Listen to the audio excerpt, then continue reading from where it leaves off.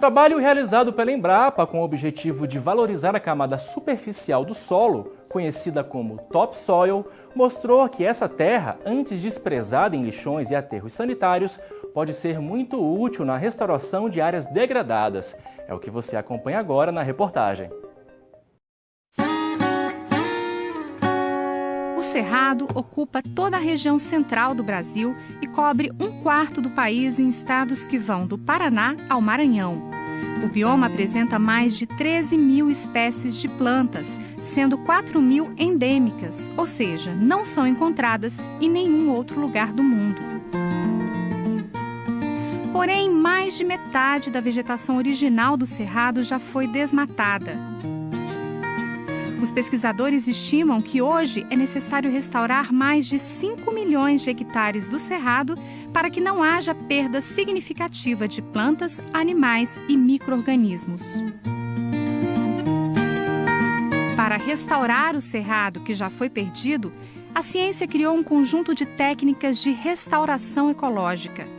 Este processo é definido como a alteração intencional de um habitat para restabelecer um ecossistema definido, natural e histórico local. Utilizando esta técnica, os cientistas tentam imitar a estrutura, função, diversidade e dinâmica do ecossistema original que foi desmatado. A acelerada urbanização e mineração no Distrito Federal gera um tipo de resíduo rico em matéria orgânica, sementes e outros materiais vegetativos. Antes, esse material, por falta de conhecimento, era depositado em aterros e lixões. Mas uma pesquisa da Embrapa mostrou que essa camada superficial do solo, também conhecida como topsoil, é muito útil na recuperação de áreas degradadas. O pesquisador da Embrapa, Daniel Vieira, e o bolsista Max Miller Ferreira realizaram um estudo em 2 regiões do Distrito Federal para entender as características da regeneração natural de um ecossistema. A gente sabe que o Cerrado tem uma capacidade de rebrota muito grande, que além de um banco de sementes que se acumula no final da estação seca, antes de começar a chuva, a gente ainda teria a possibilidade de trazer propágulos, banco de gemas, que se diz, né? Que são pedaços de raízes, tubérculos, rizomas, são órgãos de plantas que podem rebrotar e que fazem isso bastante no Cerrado, porque o Cerrado é uma vegetação que rebrota, é adaptada ao fogo, então ela tem bastante um mecanismo de rebrota. O estudo do potencial regenerativo do topsoil também foi realizado em uma área de mineração próxima a Fercal, onde foram depositados 1,4 hectare de topsoil. As imagens mostram como era a área antes e como ficou 2 anos depois do depósito. Aqui nessa área a gente tem 2 tipos de espécies regenerando. A maioria das espécies que tinha lá em cima rebrotou. Então a gente tem um grupo que a gente chama de espécies que rebrotaram, que é, por exemplo, o angico, a aroeira, a campomanésia, que é a sebastiânia, guetarda, viburnoides, várias espécies que vieram de rebrota. E o outro grupo de plantas que são pioneiras de regeneração florestal, como a embaúba, a trema, o píper. Então a gente tem esses 2 grupos de regenerantes. O consultor ambiental do Grupo Votorantim, Maicon Melo, diz que a empresa se preocupa com a adoção de práticas ambientais. O uso do topsoil retirado das áreas de mineração é uma das opções utilizadas pelo grupo. E na nossa política ambiental, um dos temas que está previsto é a recuperação das áreas, né, durante a fase de operação e também após o fechamento das minas. O estudo realizado pela Embrapa comprovou o potencial regenerativo do banco de sementes e das raízes e caules presentes nos substratos utilizados na pesquisa. A conclusão é que esse tipo de transposição planejada em áreas onde a vegetação nativa não se recompõe sozinha pode ajudar na restauração de savanas e florestas do bioma cerrado.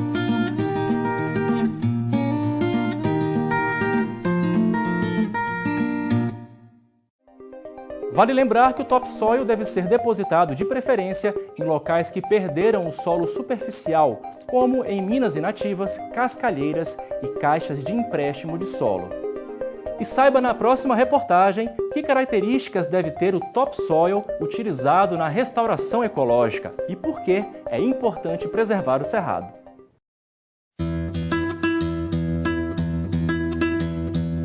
O desafio de restaurar as áreas abertas do cerrado inclui reintroduzir as espécies nativas e manter as ervas, arbustos e árvores típicas do cerrado. Mas para que isso ocorra, o topsoil deve ter até 40 centímetros de espessura e uma mescla de banco de sementes, caules e raízes. Quanto mais espécies nativas forem migradas junto com o topsoil, mais chances de regeneração a área desmatada terá. No cerrado, a presença das estações seca e chuvosa bem definidas, a sazonalidade na produção de sementes e a capacidade de rebrota e reprodução vegetativa são fatores favoráveis para as estratégias de restauração da vegetação. O pesquisador da Embrapa, Bruno Walter, explica que o cerrado é composto por um mosaico de 3 tipos de vegetação: florestas, mas principalmente savanas e campos. Algumas plantas são de crescimento rápido e outras de crescimento lento. Os métodos de restauração do cerrado devem levar em conta os diversos substratos que compõem este bioma. O cerrado hoje conta com mais de 12.300 espécies de plantas catalogadas e a gente ainda está encontrando coisas novas na natureza. E essa grande diversidade se deve às variações que a gente encontra de tipos de vegetação. O que eu estou falando? Você tem desde matas de galeria, matas, cerrado, que são as áreas de savana, até áreas de campo. E todas essas áreas contêm uma flora diferenciada, uma flora que é a composição de plantas que compõem esses ambientes.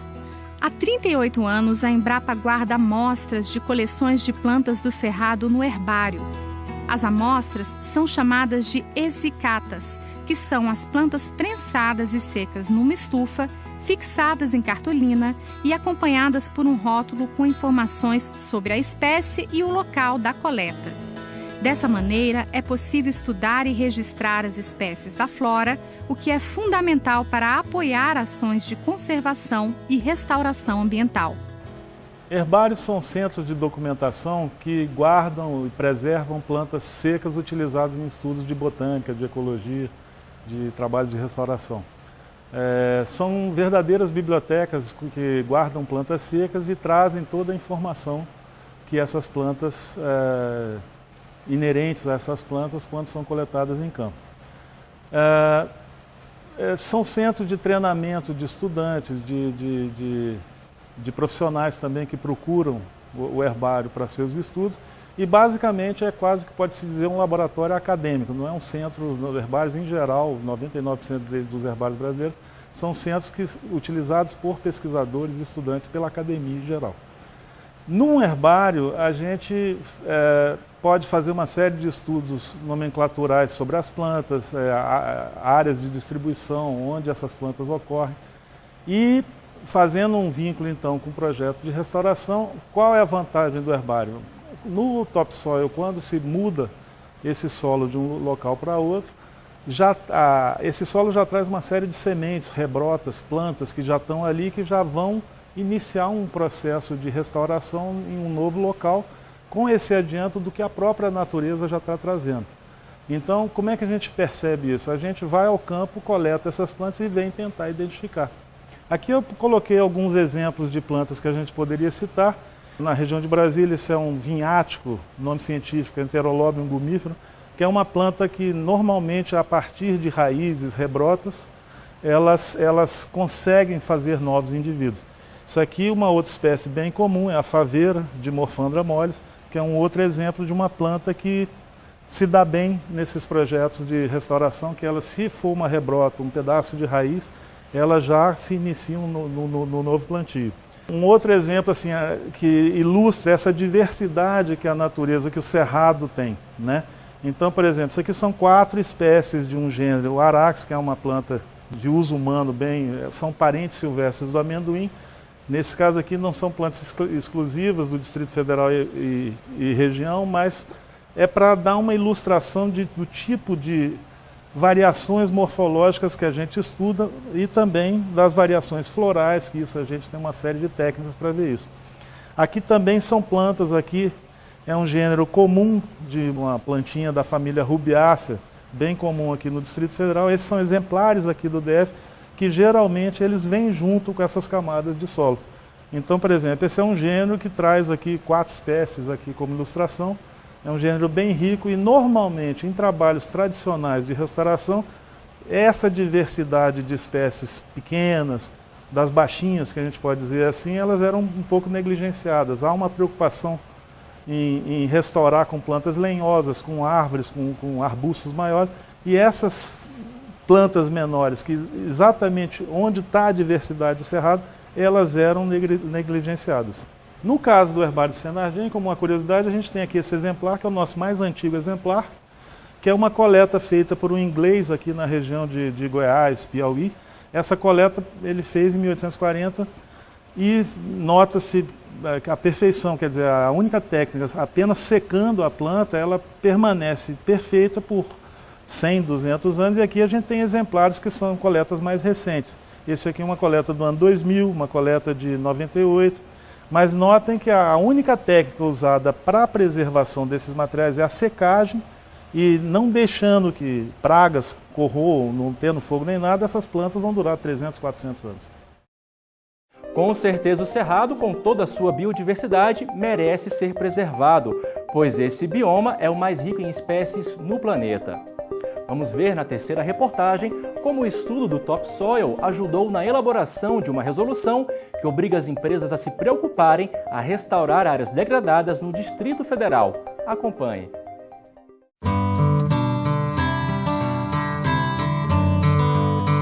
Em 2013, o Instituto Brasília Ambiental, o IBRAM, publicou a Instrução Normativa 174, que regulariza a utilização do topsoil oriundo de supressão de vegetação nativa do Distrito Federal em ações de restauração ecológica.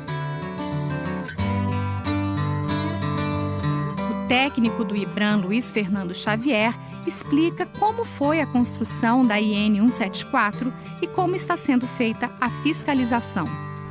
Essa instrução 174 de 2013 foi elaborada aqui pelo IBRAM para poder dar uma destinação mais adequada ao topsoil. Essa instrução é para qualquer área onde vai ter exploração vegetal. Então, se você vai ter uma supressão de indivíduos arbóreos, uma supressão vegetal, a gente tem que aproveitar esse material de topsoil para um fim mais nobre, que não seja o depósito no lixão, ou nas beiras de estrada, ou até dentro das unidades de conservação. Então, qualquer empresa, seja ela pública ou privada, ela está sujeita a ter que obedecer o disposto nessa instrução. A Companhia de Saneamento Ambiental do Distrito Federal, CAESB, já apresentou ao IBRAM proposta para utilizar o topsoil que será retirado do Parque Ecológico Bernardo Saião, onde em breve será construído um sistema de captação de água.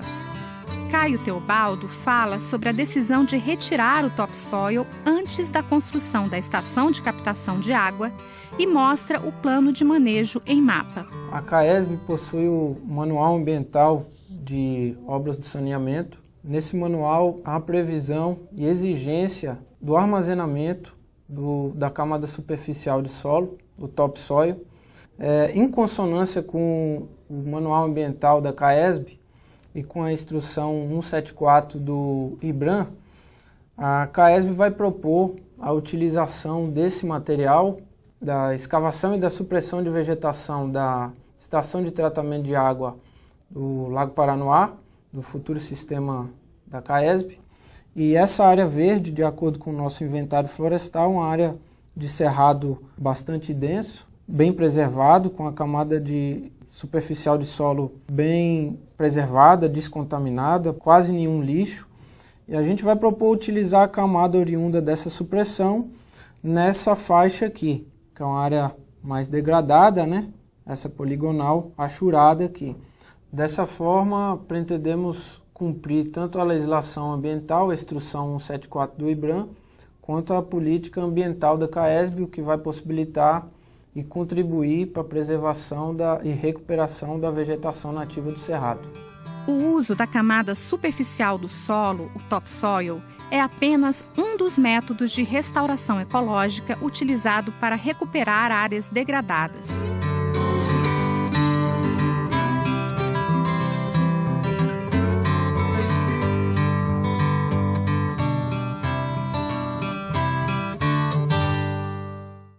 E para saber mais sobre a resolução do IBRAM, acesse o site www.ibram.df.gov.br. E na última reportagem, conheça a técnica de semeadura direta ou plantio direto, momento em que o produtor escolhe as plantas que vão ser utilizadas para recompor a paisagem. Confira.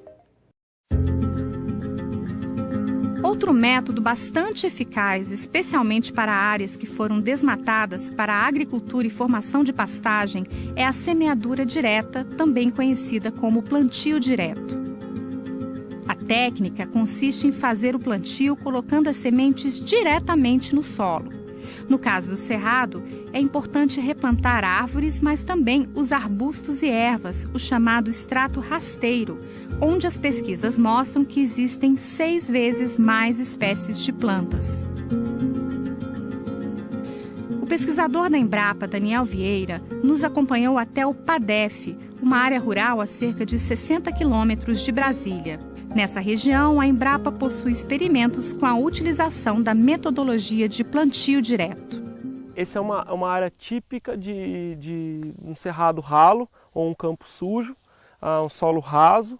Então aqui a intenção não era fazer uma floresta, sim tentar reconstituir ou reconstituir parcialmente a vegetação local. Esse experimento tem só 2 anos de idade. A gente está para entender aqui como que vai funcionar essa relação braquiária e as plantas nativas, né? Você tem um arbusto que aqui tem alguns com folha aqui, mas que foi muito bem na etapa inicial. E essas plantas que a gente está tentando entender se essas plantas elas conseguem ocupar o espaço que anteriormente vinha sendo ocupado pela braquiária. Enquanto isso, a gente tem uma diversidade de árvores que foram também plantadas por semeadura direta, como o baru, o jatobá, e tem muitas outras espécies aqui que foram plantadas de semeadura direta, tingui, sucupira preta, por exemplo, e a gente consegue uma densidade aí de 3 a 5 plantas de árvore por metro quadrado. Essas plantas crescem muito devagar, porque o solo é um solo raso, sem fertilidade, e as espécies são adaptadas a esse tipo de solo e a ter um crescimento bem lento nessa primeira fase da vida, né? Outro método muito utilizado para a recuperação de áreas degradadas é o plantio de mudas em consórcio com plantas agrícolas. Dessa forma, enquanto o produtor espera as árvores do cerrado crescerem, ele pode colher, por exemplo, a mandioca, vender a colheita e diminuir o custo da restauração das terras.